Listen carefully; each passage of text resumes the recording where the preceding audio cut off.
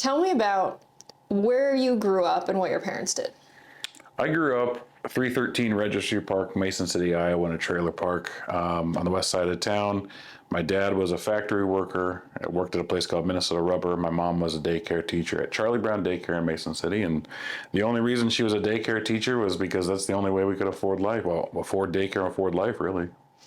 When you were a kid, what did you want to be when you grew up?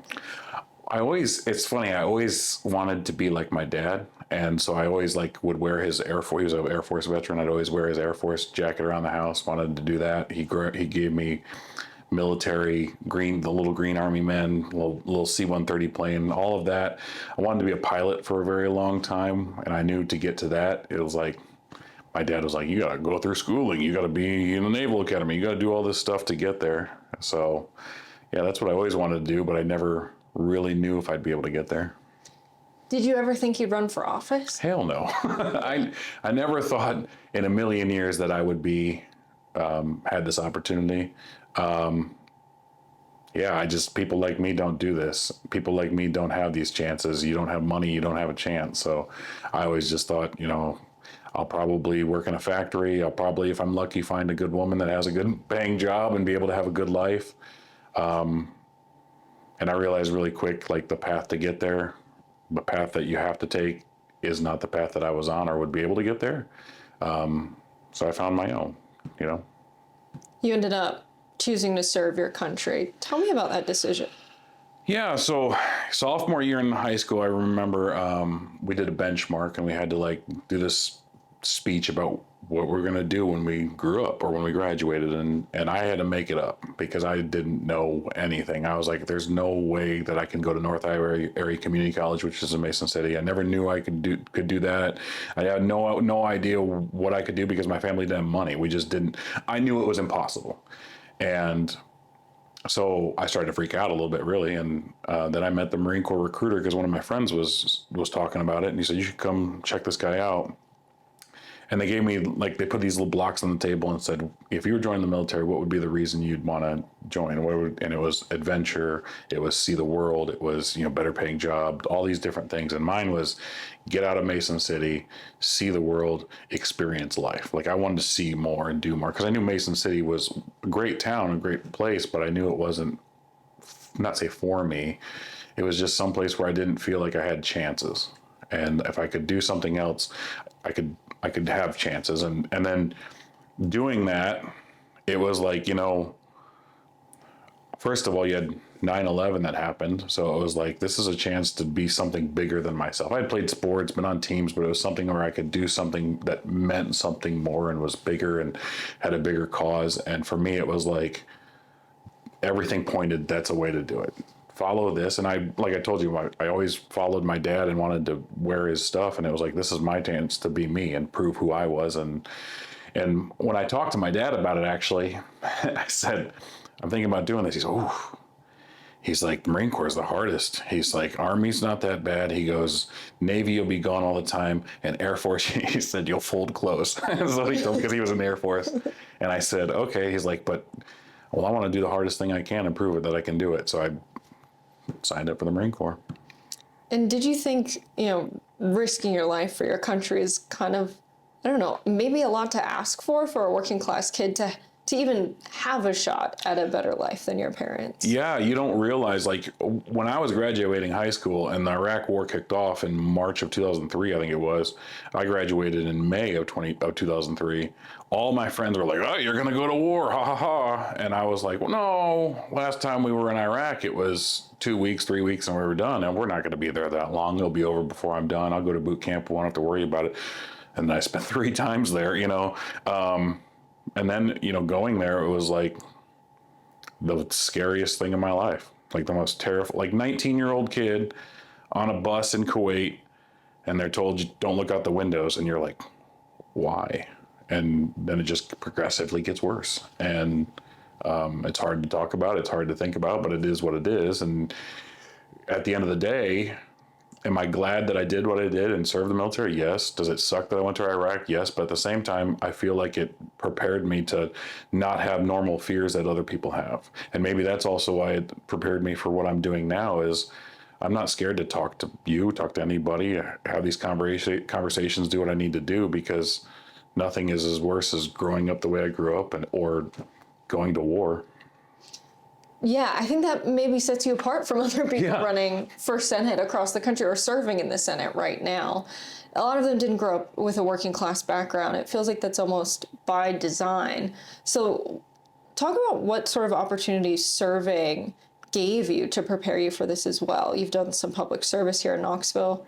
Yeah, I think when I'm working with small businesses, first of all, growing up poor and growing up in poverty and growing up the way I grew up, you learn how to adapt. So you wear the hand-me-down clothes, it's almost like you get a chip on your shoulder where you're competing harder, because you know that this doctor's kid or this lawyer's kid has got more opportunities, they got better equipment, they brought better things. Same way I look at what I do now with working with small businesses is like these small mom and pop shops, they have a chip on their shoulder. They're trying to compete with the Walmarts, the Amazons, the major corporations. So you end up, for me, it was like working with these people and doing what I'm doing. It felt natural, because it's like I'm here to help you, because we need help. We need more things like this. We need people we need a mom and pop shop that has things in the store that you can't find anywhere else, in Knoxville, Iowa. And for me, it was like you get to hear these sob stories and you hear them talking about how hard it is. And when they're talking to you and business owners are having these conversations and all these groups are having these conversations with you, I can actually empathize with them, because I know what it's like. I know how hard it is. And a lot of people, and I think that's why I'm so good at what I do when meeting with these, because they see that in me. They know that when I say I understand, it's because I understand. And I understand when they're saying that people don't understand. I'm like, I know people don't understand. They don't get it. They don't get it until they go through it. They don't get it unless they've gone through it. And I think that's why, for this, it's like, when I talk to voters or talk to people like rural communities or talk to individuals just about what I'm trying to do, I can actually tell you, like, I know, man. I know how hard it is. I know how hard it is to try to pay for food. I know how hard it is to try to figure out what you're going to do with, like, my daughter graduates next year. I'm trying to figure out, okay, what am I going to do to pay for her schooling? Because she wants to go on to go schooling. And I'm sitting there going, and life should not be like that. It should nowhere be like that in the richest country in the world. I think that it shows the state of politics in our country that when you announced your bid for the Senate and you shared a lot of these ideas and your upbringing, that it got millions of views and millions of likes across multiple platforms. Why do you think people are so ready for this message, particularly now, even though, what we're talking about, wealth inequality, has been pretty bad for a while in America? I think now especially is because you have rich billionaires that are sitting next to the president, cutting away funding and cutting away programs that a lot of people depend on. And they're like, wait, we didn't sign up for this. Like, I think there's a lot of people that are just stuck right now that don't have representation, right? They don't have people that you get the same cookie cutter candidate that comes out there, doctor's kid with soft hands, says what he's gonna say, and we're used to it. And then they're going to leave and they're going to check the block, say they talked to us, and that's it. And nothing's ever going to change because, again, 98% of Washington, D.C. is generational wealth. They don't give a crap about us. So the only way that we're ever going to get things changed, the only way we're ever going to get anything anywhere for the working class is to actually have working class people there. And I think that's why when we talk about that, people are starting to understand that. People are starting to go, yes, he's like me. He's struggling. He knows how hard it is. He gets it. And I think that's resonating with so many people because they're just fed up with listening to rich ass people say what they're saying and nothing is helping us. Nothing is getting to us. Oh, you got to go. When people say that we got to go through some pain or some tough times to get to somewhere good at the end, shut up. Because we're going through pain now. We're dealing with shit now. It's hard now, and it hasn't gotten any better. And you are a million times richer than us. It's easy to sit up in your tower and say that to us. Like my drill instructors used to say, throwing snowballs from the cheap seats. That's what that is. You're sitting up in cheap seats, throwing snowballs down on the people that are actually working their ass off to make a life for themselves. And you're telling them they gotta work harder, and that's complete bullshit. How do you feel when you hear politicians, maybe even in the highest office, talk about how great the economy is in America? I think it's great for them. I think when they talk about that, they're talking about themselves. They're talking about, their partners and how great they're making money hand over fist. Anybody else who's in the real world, anybody else who's in the working class is going, oh, well, that's not what it looks like when I went to get groceries. Like I just had to pay this grocery bill, and now I have to pay this car bill, and now I have to pay this rent, and now I got to pay this, and it's not great. It's not going well. It might be going for the upper 1%. It might be going up for the rich people, but for us in the working class, and that's the thing that's the most messed up about it, is because the only reason they're making the money they're making is off the backs of us doing what we're doing, and we're slaving away doing what we're doing, day in and out, trying to make ends meet, and they're just telling us to work harder, and we can't even get like paid sick leave. We can't, you know what I mean? They're doing everything they can to keep us down, keep us going, and then trying to bait us into this, oh, you're doing it for the country, you're being patriotic, when it's like, no, I think everybody around us, everybody in the middle class is finally realizing, like, they're not here for us. They're here for their own self-interest. But the question is, how do we get out of that? How can we make this rich go back to kind of getting closer together,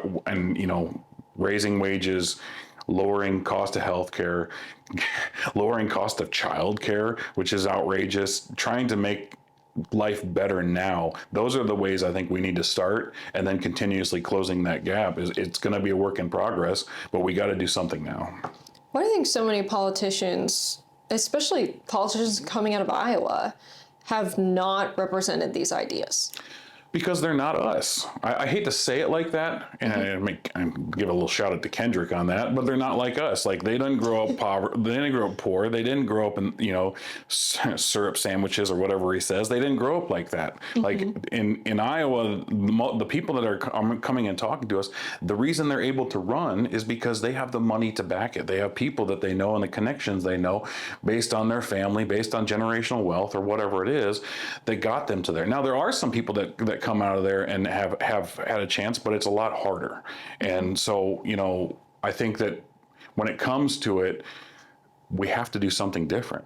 The definition of insanity is doing the same thing over and over and expecting a different result, according to Einstein. So why do we keep putting the same politicians and the same people forward and expecting something different?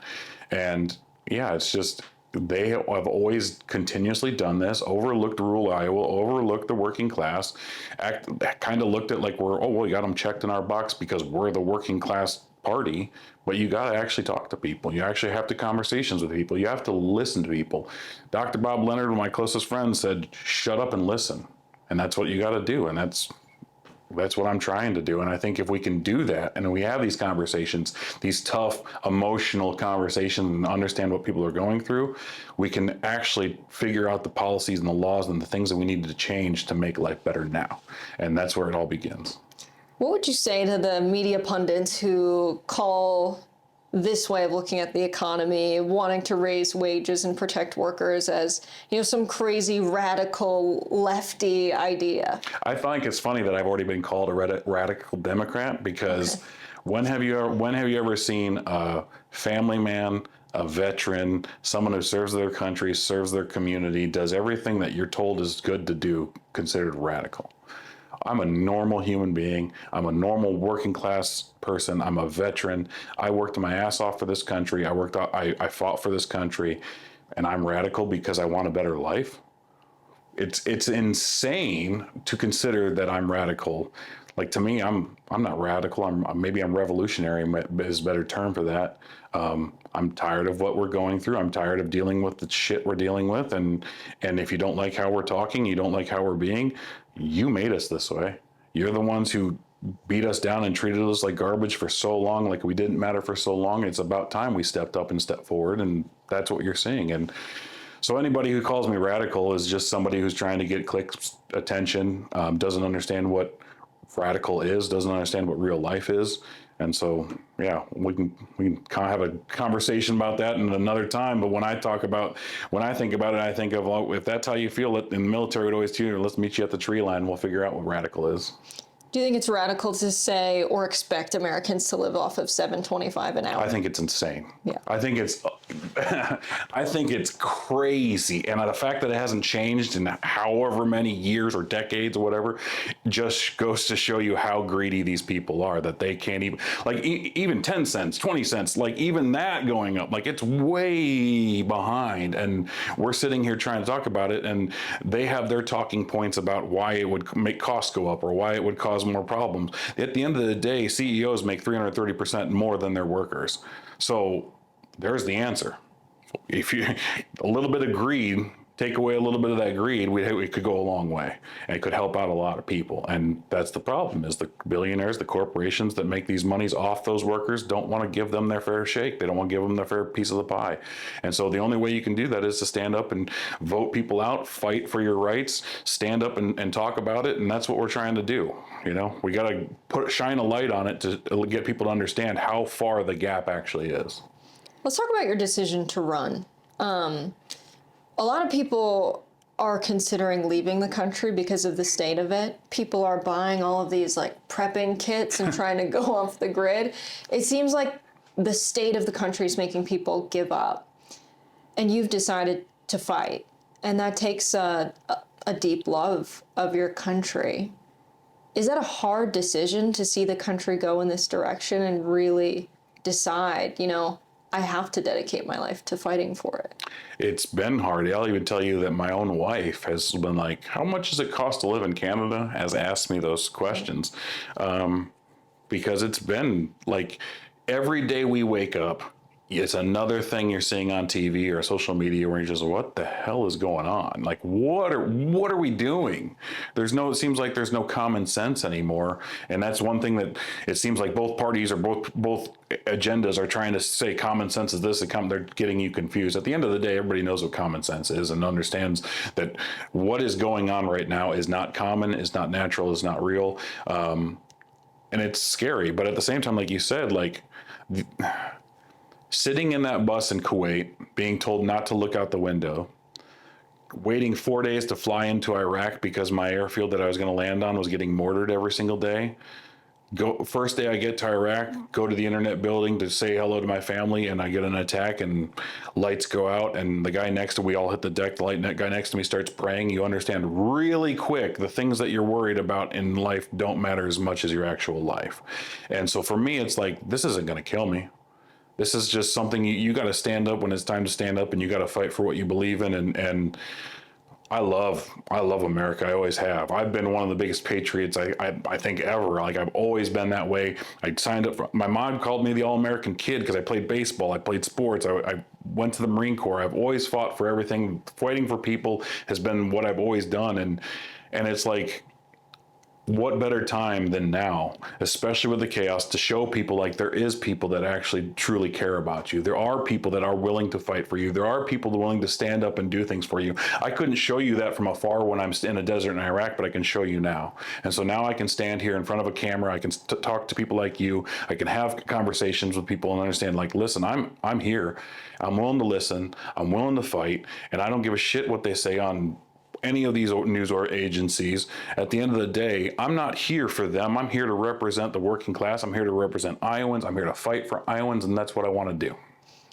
And now people all across the country are paying attention to you because your message is one that resonates, especially now. And they're looking to you kind of as a leader of, you know, a hopeful movement for changing the country. How does that feel? Feels great, because it feels like finally, like, listen, like, it's like being working class. You're sitting there like for a long time. It feels like you're in the back of the bus screaming at the bus driver to stop. Like, let's stop, and no one listens, no one pays attention. And so coming out the way we did with our video and showing people who I am, that is awesome. But also, what I also want is more of that. Not just me, other states, other people, if they see it resonate with them, stand up and figure out how to do it. Get there and fight for it. If you believe in something, come together, volunteer for us, volunteer for other campaigns, get out there and actually fight. The only way that we are ever going to get there is if we all stay together and we all fight for what we believe in. And the truth of the matter is, I do feel like there's a lot of different issues. There's tons of issues across the political spectrum. There's tons of things that we can talk about. But at the end of the day, I think everybody wants a better life for themselves, better life for their families, better life for their kids. That's what they want. They want affordable life. They want somewhere where they can actually feel like they're a part of something. And I think that goes across all areas. And I think if we can all rally together around that one message and make our lives better now, not 5 years from now, not 10 years from now, but actually better now, I mean, now's the time to do it. So if you feel that way and you feel like, why the hell? Like waking up, my wife, like I said, my wife told you before, my wife comes home and she's like, why is this so hard? Why is it so hard? And now, like, yeah, it is hard. And the only way we're going to make it easier is by fighting for something and believing in something and going like, this is what we can do. And at the end of the day, voting them out is the best course of action. That's the one, when you talk about elections have consequences, elections have consequences. And if we can vote all of them out, that's their consequence. We can show them we're fed up, when we show them we're tired, and we can show them we're ready to fight for what we believe in. Last thing I'll ask you, you said something in your launch video, we built a damn table, it's time we have a seat on it. That really resonated with people. So many comments were just echoing that sentiment. And then you said it again yesterday in a speech at May Day. It's kind of turning into a central point in your campaign. Can you just say what that means? It's like this. We are the workers. We're the guys that are in the fields. We're the guys that are in the mechanic shops. We're in the hair salons. We're putting up the bridges. We're building America. We're creating everything. We're the ones that make this country run. In COVID, they called us essential. We are the people that make everything run. If we didn't go show up to work, the economy would drop. The world would drop. They need us more than we need them. And since we create all this and we build it and we're a part of this, it's about damn time we actually represented it. And we were a part of, like, we can have a say in how it's dictated, and we can have a say on how our lives go from moving forward. And that's what that means to me is, yes, we built the damn table. We should have a seat at it. It should not just be a seat for me. It should be a seat for the farmer. It should be a seat for the plumber. It should be a seat for the construction worker. It should be a seat for all of us. And we should all be able to have a say of what goes on in our lives. The people who built the country should have a fair say as to how it's run. Exactly. It's a hell of a message, Nathan Sage. Appreciate it. Thanks for sitting down with me.